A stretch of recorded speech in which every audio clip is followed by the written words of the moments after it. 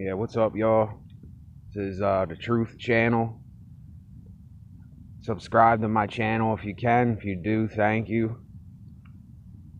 Yeah, I don't usually do videos like this, but the last day and a half, 2 days or so, I haven't been feeling that great. And anyway, besides that, I have, I have a health issue. I don't really know what's going on with me, but there's something going on physically that makes me feel sick and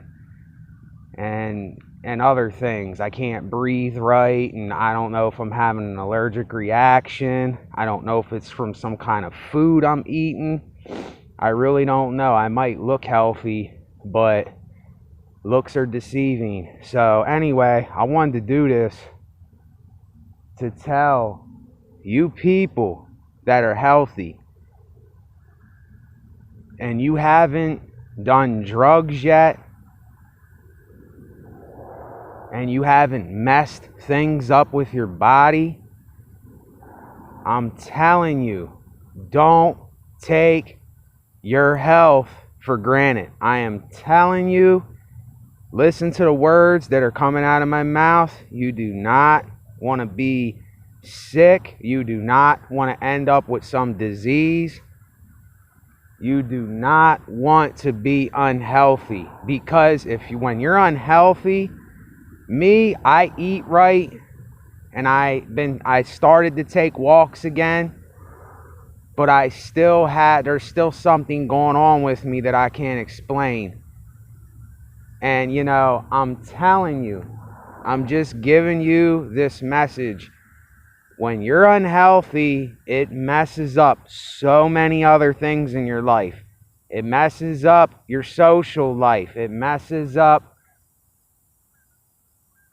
how you interact with people, what you say, how you are around other people, and then you don't want to be around people. See, this is my problem right now. I get these episodes where I don't feel good, and I don't have HIV or nothing. I already got tested for all that. I do have Hep C though. From being using needles before, I do have Hep C, and I'll admit that. To you. Not that I really want to put that out there, but hey, it is what it is. Like I said, I don't keep secrets, but I'm doing this for someone else because I don't want you to go through this. You might look at me and say, oh, you look fine to me, you sound fine and all that, but did you ever see somebody with cancer that looks fine the day or two before? Did you ever hear the Eazy-E story? He looked fine and he died out of nowhere of AIDS. He just died. I don't know how long I'm going to be here, and I'm not trying to make my channel about, my sickness and stuff, but there's some times where I have to talk about this because I don't have too many people to talk to. Yes, I can call my mom. I can call my dad. I can call someone, but they can't help me with my health. No one can help me with that. And I'm trying to tell you, if you're someone who hasn't got into drugs yet and you haven't caught something, or you're still young and healthy, I'm telling you, don't take that shit for granted. I'm telling you right now, you're gonna listen. You think that, chasing all these women and doing all this stuff, you think that that's gonna get you to the top, and you think that that's gonna get you somewhere in life, and you think that you have the answers. And I thought this when I was younger, and I'm telling you, there really is no answer. There really is no answer. If I can tell you what I would call an answer, is staying healthy is the first thing, is key. Staying healthy is key factor. If I could go back I would have been eating healthy and exercising and doing everything that I had to do when I was younger, and I would have never stopped. I would have never stopped doing it. You know, but I fell into drugs and I fell off. And I told you, you know, there's two sides to every person's story. You know, this is, like I said the other day, I wasn't feeling bad the other day when I did my other video when I was ranting. That was either yesterday or the day before yesterday, I think it was. And, you know, since then, that night or that day, I started to get this like breathing attack again. And it's not anxiety and depression. It's not that. I know it's not that. I had panic attacks and stuff before, but this is different. But I'm doing this for you young and prideful youth and other people that, you know, you're healthy and, you know, you're going out to the bar and you're drinking and you're smoking and you're doing all this stuff. I'm telling you, this shit is gonna catch up, man. This shit's gonna catch up. I'm 34 years old and I'm telling you that it's gonna catch up. I started having problems with my health around 2004, 2005. I started having problems with my health, and it progressed ever since then. And, you know, like I said, this is the side of me. I don't want to talk about this side of me too much because I don't want to bring myself down too much. But also, this is something that I struggle with. This is something that, like I said, I can look like I'm healthy. I can sound like I'm healthy right now. And I feel a little bit better because I took a walk, and I'm still taking a walk when I get done with this. But that's like the only thing I know that where I can feel a little better is taking a walk and exercising and getting my blood flowing a little bit. Because if I sit around too long, I feel really bad. And here's the weird thing. I've been taking walks the last, 4 or 5 days now, and it seems like I feel worse. And that doesn't make sense because when I used to work out, I felt better. I felt more loose. I felt more energetic. I was in a better mood. And, last night, I just started, or yesterday evening or yesterday afternoon, I just started feeling just like sickly. I just didn't feel right. And then it progressed into today. When I woke up, I knew something was wrong when I woke up. And like I said, I'm not trying to make this about me. I'm just telling you for your sake. For your sake. I'm 34 years old. And I'm telling you, listen. I don't mean to get loud. I don't mean to seem like I'm being obnoxiously, loud and angry. But there's people that will not hear this. They won't hear this. And I'm telling you, save yourself so much agony and pain and grief. And I'm telling you, you think when you're healthy, you think you're on top of the world and you think nothing's going to bring you down. But let me tell you, one little bug that you get can kill you. One little, if your white blood cells ain't right, it can kill you. I mean, you're not invincible, man. We all have to see our pride and see it for what it is. Our pride is dangerous. Pride is dangerous because, see, I never thought that this would happen to me. I never thought that I would, feel sickly or do drugs like my other family members did. I never thought I was going to do that when I was younger. And I started getting high into the bad drugs about 17, 18, 19. I smoked crack at first when I was like 17, 18, and I did pills, and then I started doing dope when I was 18 or 19. I was sniffing it for a while, and I started shooting it at like 19, 20 years old. I forget exactly when, but I'm 34 years old. It's only been 14 years. It's been 14 years since I decided to stick that needle in my arm and get high and run from myself and run from everybody else instead of facing my problems, instead of sucking it up and being a man. You know, at the time, I didn't know better that all this was going to happen. And today, I regret this more than anything. If I had a wish or two, it would either be to do what I love in life and make a living off of it, or it would be to get healthy again. But it would have to be getting healthy again as my first wish, because when you're not healthy, you can't do nothing right.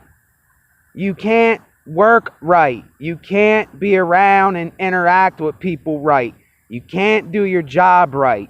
You can't focus right. You can't sleep right. When you wake up, you're not feeling right. You know, I never explained this side of my life, but you know what? I might not be here tomorrow. I might not be here later on today. I might only have a little bit of time left. So I'm trying to make these videos for someone else that is alive and hasn't fallen into that trap yet. Because don't let your friends, don't let your family or anybody get you involved with drugs or going out and partying all the time. It only leads to one of a couple things. It leads to you getting sick. It leads to you dying. It leads to jail. That's all it leads to. And we don't want to listen because we got so much pride and we're so arrogant and we're so stupid, like I was. And see, I'm pissed. I am pissed off right now. I might look like I'm smiling and, you know, like, oh, it's just another day and, you know, but believe me, it's a lot deeper than that. This thing is life and death that I'm talking about here. I'm not just talking like I'm at some, you know, meeting or I'm at some get together or I'm just talking to some people. This is my life, man, that I'm talking about. This is, I could die from this shit. And I could have died. My brother died from this shit, from drugs, from dope. My uncle died from this shit. He died from dope. I seen my aunt sick with cancer. I seen people sick. And I wasn't sick at the time when people had cancer. And I couldn't relate. But now I can relate to that because I know what it is to feel ill and to feel sickly. And I'm just telling people this that don't know about Hep C. Hep C is not, you can't spread Hep C through drinking off of something that someone drank off of and all that. You can't get it like that. You would have to take blood from someone, and I know this sounds disgusting because it is, and I'm disgusted. You got to take blood from somebody that has it, and it has to get into your blood somehow. I got it probably from my brothers because they had it, and I used needles after them, and there was probably a minuscule, I mean, they even cleaned the works out, you know. And believe me, I don't want to talk about this. I don't want to put this out there. But you know what? Everything got to come into the light sooner or later. So it might as well be now. But we cleaned the works with hot water and Clorox sometimes. But there was times where I cleaned it out with hot water multiple times. But there was still, you know, a little cellular molecule of their blood on it, my own brother's, or, you know, whoever else's blood was on it. And my dumb ass, you know, put it into my body. And I had Hep C ever since. I found out in like 2005 or 2006 that I got that. But I don't know if that is what is going on with me and my health. You know, I already tried to get the medication that they give you to get rid of it, and I got declined. I didn't get funded for it, and they didn't even tell me why I didn't get funded. But anyway, that doesn't matter. Here's what I'm trying to tell you. This can save you so much shit and so much pain and so much drama. You won't have to go through this. If you stay healthy, you stay clean, and you keep your mind right, and you stay away from things that are hazards in your life. You know, I don't know if I'm getting through to someone who's watching this. I really don't know if I'm getting through to you or not, because I know how thick our skulls are. I know how thick my skull was, and I can't judge you if you go and you mess up and you do some shit to your body. I can't judge you for that. I can't sit here and tell you not or to do something. You're going to make the choice regardless. But let me tell you, I don't bullshit with this thing. I have these episodes where I don't feel good. I look okay. I look okay on the camera. You know, I got my beard a little lined up, and I don't look sick or look sickly, but I'm telling you, like I said, looks are deceiving. When people tell you they feel bad, just don't say, oh, well, you probably this or probably that. You never know. You never know. You might be someone that is watching this and you're healthy right now, and like a year, 2 years, couple months, couple days, couple weeks from now, you might start feeling sick or feeling bad, and you might have no idea why you're feeling like this. And you'll know when you don't feel right and your health's not right. You'll know, and believe me, it's worse than torture. It's, you hope to die.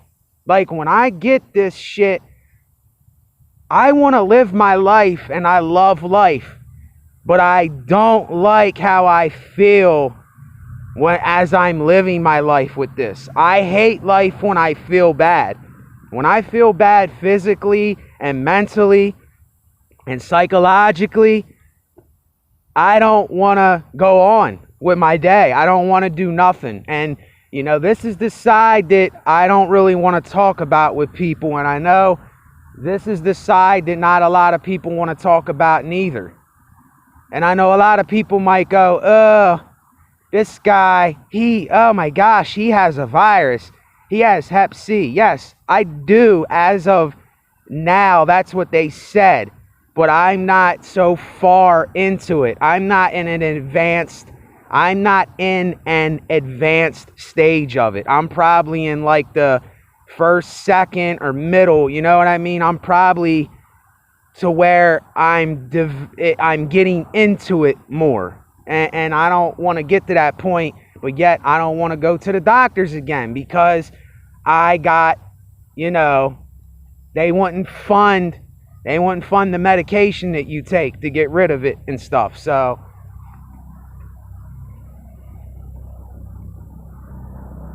you know, I don't want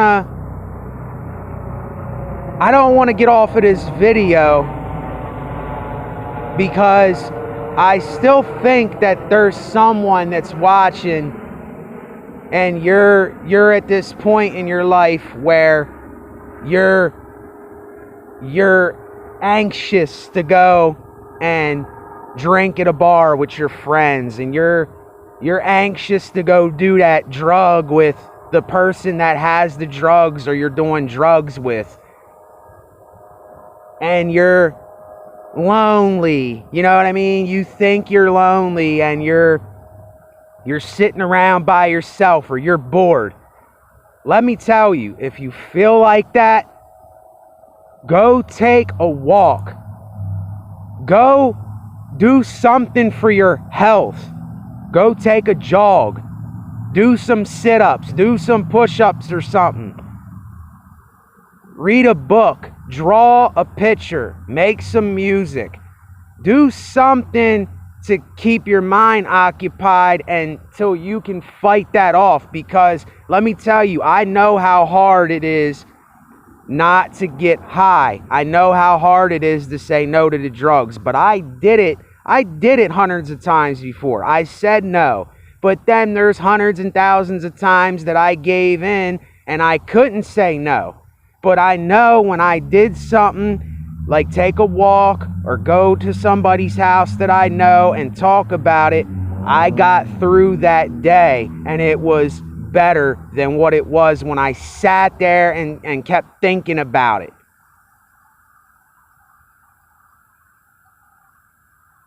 You know, I didn't want to take a walk. I didn't want to take a walk right now. And thank goodness I feel a bit better. I feel better because I got my blood flowing and I took that walk. You know, I don't know if I ate something that made me feel bad, but I know there's something else going on at hand, but I didn't want to walk at all. I didn't want to move. I didn't want to do nothing, and I walked. Now I feel better. And no, it never gets you to an end result of anything, but you got to keep it moving. You, as much as a hypocrite as I think that I sound like when I say this, you got to keep it moving. You got to keep stuff moving. You can't sit there in your thoughts and think about everything and keep thinking if you want to get high or you want to do something stupid or mess up. You can't sit there and keep thinking about the thought or you're going to play into that thought. It's just like with, you know, masturbation. It's just like with any other addiction. If I sit there and I start thinking about a woman with some big breasts, a big butt, and I keep thinking about it and thinking about it, I'm probably going to rub one off, you know, just to give you an example here. I know that's probably not the best example to use, but that's just an example. If I'm craving for pizza and I sit next to a Pizza Hut and I just sit there and keep, you know, thinking about the pizza and taking the bite and smelling it, then you're probably going to eat the pizza and do what you don't want to do if you're trying to lose weight or not eat greasy food. You know, you got to keep it moving, and I got to keep telling myself this, to keep it moving. And that's why hobbies are a great thing. If you have hobbies, if you have stuff to do, you got to keep your mind busy if you're someone like me. And then when you're not busy, well, that's the battle right there. And I go through it all the time. I go through this battle in my own head all the time, and it's not fun. But this is why I do these videos, because I have to vent this crap. I have to vent all this out in my head and give it to you. And that's why I do it, is I do it to give it to somebody else. I don't want to be selfish. Even if I feel sick, I don't want to be selfish. Even if I'm on my deathbed, I don't want to be selfish. I want to give something to humanity and give something to someone else. So, if you heard this message, the choice is up to you. I can't make a choice for you. I can't live your life for you. I can't make you better. You have to do that. And it's in your hands now. The ball's in your court.